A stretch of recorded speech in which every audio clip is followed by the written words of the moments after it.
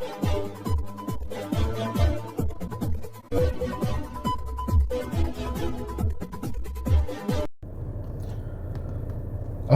அலைக்கும் வரஹ்மத்துல்லாஹி வபரகாத்துஹு. அன்பாத அனைத்து உறவுகளுக்கும் இனிய இரவு வணக்கம். ருத்தூபா ஆரம்பிச்சிருச்சு இல்லையா? உங்கள் ஏரியாவில் எப்படி இருக்குது ருத்தூபா? நம்ம ஏரியாவில் வெளுத்து கட்டுது ருத்தூபா. கொஞ்சம் நேரம் வெளியில் நிற்க முடியல. அன்பாத உறவுகளே, கிட்டத்தட்ட 201 பேர் கைது செய்யப்பட்டிருக்கிறாங்க. வெவ்வேறு வழக்குகள். ஹைலைட் என்னென்னா, பெண்கள், லேடிஸ், மாமாக்கள், அதாவது என்ன சொல்கிறது, அதிகாரிகள், பெண் அதிகாரிகள். ஜஸ்ட் இப்போ குட்டிங்க இப்போ பொண்ணுங்க சும்மா ரோட்டில் நடமாடி தெரிவாங்கள்ல இந்த நாட்டு பிள்ளைங்க, பெண் பிள்ளைங்க, அது மாதிரி ஜஸ்ட் கேஷுவலாக சும்மா ரோட்டில் ட்ரெஸ்ஸோடு சும்மா வருவாங்க. நார்மலான ட்ரெஸ்ஸில், யூனிஃபார்ம் இல்லாமல் நடந்துக்கிட்டு வரும்போதே நடந்து போகிற பெண்களை உடனே நிப்பாட்டி செக் பண்ணுறாங்க. கையில் ஃபிங்கர் பிரிண்ட் மிஷினும் வச்சுருக்குறாங்க.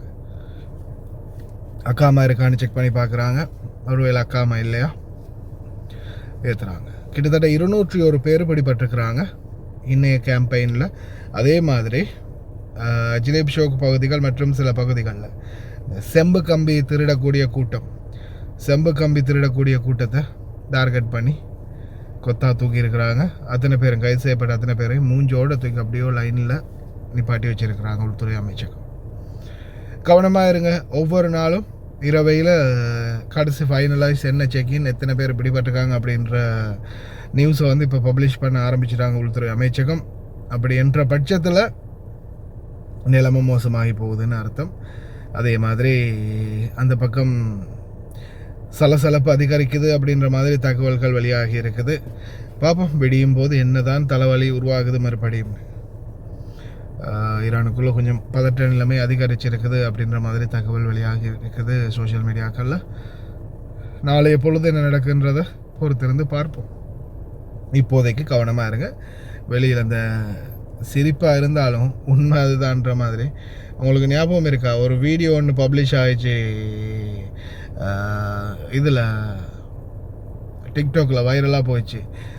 என்ன பரோட்டா வாங்கி தரேன்னு கூட்டிகிட்டு போய் என்னைய பிடிச்சி கொடுத்துட்டாடி போலீஸில் அப்படின்னு ஒரு பொம்பளை அழுகிற வீடியோ ஒன்று. இந்த மாதிரியான சம்பவங்களுக்கும் முகம் கொடுக்க வரலாம். ஏன்னா எந்த இடத்துல எங்கெல்லாம் செக்இன் பண்ணுவாங்கன்றது சொல்ல முடியாது. அதனால் தயவு செய்து முடிந்த வரைக்கும் கவனம், பாதுகாப்பாக இருங்க. அக்காமை இல்லாதவங்களுக்கு சொல்ல வேண்டியதில்லை. இன்னும் இந்த நாட்டில் கொஞ்சம் காலம் இருந்து உழைக்கணும்னா கவனமாக இருங்க. இல்லையா வெளியில் நடமாடி தெரிஞ்சிங்கன்னா போதும், கொண்டு போய் உள்ளே போட்டு 1 மாதத்துலேயோ 2 மாதத்துலேயோ நாட்டுக்கு அனுப்பி விட்டுருவாங்க. கவனமாக இருங்க.